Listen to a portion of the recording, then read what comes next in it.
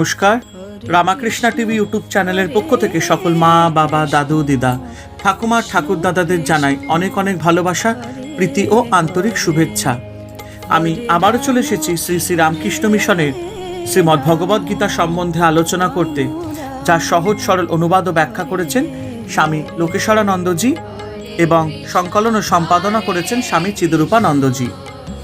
আজকে আমরা আলোচনা করব শ্রীমদ্ ভগবদ্ গীতার থেকে চতুর্থ অধ্যায় জ্ঞানযোগ থেকে 11 নম্বর শ্লোক। যে যথা মাং প্রপদ্যন্তে তংস্তথৈব ভজামহম মম বর্তাত্মনৌ বর্তন্তে মনুষ্য পার্থ সর্বস্ব। হে অর্জুন, যারা আমাকে যেভাবে সকাম বা নিষ্কাম, সগুণ বা নির্গুণ উপাসনা করে আমি তাকে সেভাবেই তুষ্ট করি, অর্থাৎ তার প্রার্থনা অনুযায়ী ফল দিয়ে থাকি।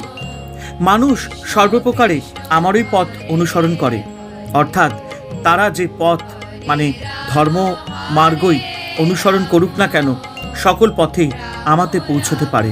আমি সর্বভাবময়। প্রশ্ন হচ্ছে, যে সকল নিষ্কাম ব্যক্তি জ্ঞানরূপ তপস্যার ফলে পবিত্রতা লাভ করেছেন, অর্থাৎ যাদের চিত্তশুদ্ধি হয়েছে, কেবলমাত্র তারাই তোমাকে মানে শ্রী ভগবানকে লাভ করে, আর অন্য সকলের অর্থাৎ সকাম ব্যক্তিদের কাছে তুমি তোমার স্বরূপ প্রকাশ করো না। তবে তো তোমারও পক্ষপাতিত দোষ আছে। অর্জুনের মনে পাছে এই সন্দেহ জাগে, তা দূর করার জন্য শ্রীকৃষ্ণ বলছেন, যে যথাতি অর্থাৎ যে যেভাবে আমাকে পেতে চায় আমি তার কাছে সেভাবেই ধরা দিই। কেউ হয়তো আমাকে কালী বলে ডাকে, আমি তার কাছে কালী রূপে প্রকাশিত হই। আবার কেউ আমাকে শিব রূপে পেতে চায়, তার কাছে আমি শিব রূপে ধরা দিই। আবার যে সব ব্যক্তিরা ফল কামনা করে আমাকে ডাকে, আমি তাদের মনোবাঞ্ছনা পূর্ণ করি। যারা বেদ বিহিত কর্ম করে মোক্ষ লাভ করতে চায়, তাদের আমি জ্ঞান দান করি। যারা জ্ঞানী, মুমুক্ষু ও সন্ন্যাসী, তাদের মোক্ষ লাভে সাহায্য করি। আর পীড়িত ব্যক্তিদের দুঃখ কষ্টকে আমি হরণ করে নিই। অর্থাৎ যে যেভাবে আমাকে পেতে ইচ্ছা করে, আমি তাদের কাছে সেভাবেই হাজির হই। কিন্তু যে যা চায় না, আমি তাকে তা দিই না। মায়া মোহ দ্বারা মুগ্ধ হয় আমি কোনো কাজ করি না। প্রশ্ন হলো, কিভাবে তাকে পাবো? উপায় অনেক। যার যেমন রুচি, যার যেমন সাধ্য, সে সেভাবেই ভগবানকে ডাকুক, তাতেই হবে। আপনি ধনী, আপনি হয়তো কত রকমের নৈবেদ্য সাজিয়ে ঈশ্বরের পূজা করছেন। আমি গরিব, আমার অত কিছু দেওয়ার সামর্থ্য নেই, তাই ভগবানকে শুধু জল দিয়েছি। আন্তরিক হলে তিনি সবার পুজোয় গ্রহণ করেন। ভগবান তো আমাদের মন দেখেন, কে কি দিল তা তো দেখেন না। তিনি লক্ষ্য করেন কিভাবে দিল, ভালোবেসে দিল তো, মন প্রাণ সব উজাড় করে দিল তো। তাকে পাওয়ার কোনো একটা কঠিন ধরা বাঁধা নিয়ম নেই, তার কাছে পৌঁছবার পথ অনন্ত। এই শ্লোকটিতে প্রকৃত হিন্দু ধর্ম বা বেদান্ত ধর্মের বাস্তব রূপ প্রকটিত হয়েছে। বর্তমান যুগে শ্রী রামকৃষ্ণদেব যে যথা মাং প্রপদ্যন্তে শ্লোকটির জীবন্ত ভাষ্যরূপে অবতীর্ণ হয়েছিলেন।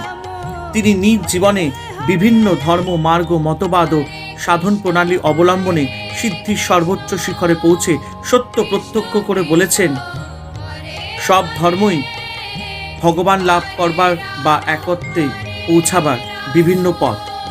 অমৃত সাগরে যাবার পথ অনন্ত, ঈশ্বর অনন্ত, তার কাছে যাবার পথও অনন্ত।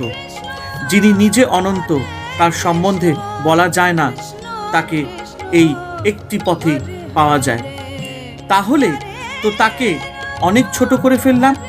শ্রী রামকৃষ্ণদেবের বিখ্যাত কথা, যত মত তত পথ,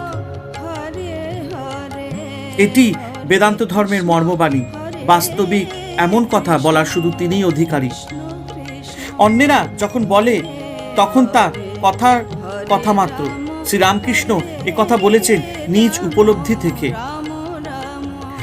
কোনো রকম সাধনাকে তিনি বাদ দেননি।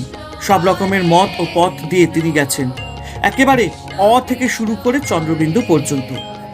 শেষে গিয়ে তিনি সে এক লক্ষ্যে পৌঁছে দেখালেন, যত মত তত পথ, সব ধর্মই সত্য, মত পথ, অনন্ত মত অনন্ত পথ।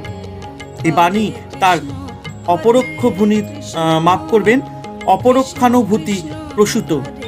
শ্রী রামকৃষ্ণদেব সম্বন্ধে স্বামী বিবেকানন্দ বলেছেন, তার জীবনটা একটা অসাধারণ আলোকবর্তিকা, যার তীব্র রশ্মির সম্পাতে লোকে হিন্দু ধর্মের সমগ্র অবয়ব ও আশয়টা বুঝতে সমর্থ হবে। ঋষি ও অবতারেরা যা বাস্তবিক শিক্ষা দিতে চেয়েছিলেন, তিনি নিজের জীবন দ্বারা তা দেখিয়ে গেলেন। শাস্ত্রগুলি মতবাদ মাত্র, তিনি ছিলেন তার প্রত্যক্ষ অনুভূতি। শ্রীরামকৃষ্ণ বিশ্ব ধর্মের প্রতীক। এখানে শ্রীকৃষ্ণ বলছেন, অর্জুন যে যে পথে অনুসরণ করুক না কেন, শেষ পর্যন্ত সে আমার কাছেই আসবে। তারা সবাই আমাকেই চাইছে। সত্য এক, যদিও মুনি ঋষিরা তাকে নানাভাবে বলে থাকেন। এইকাং সৎ বিপ্রা বহুধা বদন্তি। সুতরাং সব পথে সব পথের গন্তব্যস্থল আমি অন্তর্যামী। কে কিভাবে আমার শরণাপন্ন হয় তা আমি জানি, সেই অনুসারে সে আমার অনুগ্রহ প্রাপ্ত হয়। অতএব যে পথেই তুমি উপাসনা করো না কেন, সর্বত্রভাবে সরল হৃদয় আমার শরণাপন্ন হও, তাহলেই আমাকে তুমি লাভ করবে। ভগবান শ্রীকৃষ্ণ এই শ্লোকে প্রাধান্য দিচ্ছেন ভারতের সনাতন ধর্মের সংস্কৃতির মূল তত্ত্ব, অর্থাৎ ধর্মজগতে সমন্বয়ের উপরে। স্বামী বিবেকানন্দ 1893 খ্রিস্টাব্দের 11 সেপ্টেম্বর শিকাগোতে অনুষ্ঠিত বিশ্ব ধর্ম মহাসভায় প্রথম বক্তৃতায় গীতার এই শ্লোকটি উদ্ধৃত করেন। তিনি বলেছিলেন যে ধর্ম জগৎকে চিরকাল পরমত সহিষ্ণুতা ও সর্ববিধ মত স্বীকার করার শিক্ষা দিয়ে এসেছে। আমি সেই ধর্মভুক্ত বলে গর্ববোধ করি। এই প্রসঙ্গে শিবের স্তোত্র আবৃত্তি করেন। তিনি বলেন, রুচিনাং বৈচিত্রা দ্রিজু কুটিল নানা পথ জুষাং ঋণা মেকো গমস্তমোষি পয়সা মবর্ণব ইব। বিভিন্ন নদীর উৎস বিভিন্ন স্থানে, কিন্তু তারা সকলেই যেমন এক সমুদ্রে আপন আপন জলরাশি নিয়ে মিলিত হয়, তেমনি হে ভগবান নিজ নিজ রুচির বৈচিত্র্য বশত সরল কুটিল নানা পথে যারা চলেছে, তুমি তাদের একমাত্র লক্ষ্য। অতএব পৃথিবীর ইতিহাসে এই যাবৎ অনুষ্ঠিত পবিত্র সমাবেশ সমূহের মধ্যে এই ধর্ম মহাসমাবেশ অন্যতম। এই মহাসম্মেলন গীতার সেই অপূর্ব শ্রেষ্ঠ মতের সত্যতা প্রতিপন্ন করেছে। শ্রীকৃষ্ণের সেই মহান বাণীটি ঘোষণা করেছে, যে যথা মাং, যে যেভাবে আশ্রয় করে আসুক না কেন, আমি তাকে সেইভাবে অনুগ্রহ করে থাকি। হে অর্জুন, মনুষ্যগণ সর্বত্রভাবে আমার পথেই চলে। আমাকে মানুষ ভিন্ন ভিন্ন নামে, ভিন্ন ভিন্ন রূপে, ভিন্ন ভিন্ন উপাচারেও ভিন্ন ভিন্নভাবে পূজা ও সেবা করে থাকে। হরে কৃষ্ণ কৃষ্ণ কৃষ্ণ হরে হরে, হরে রাম রাম রাম হরে হরে।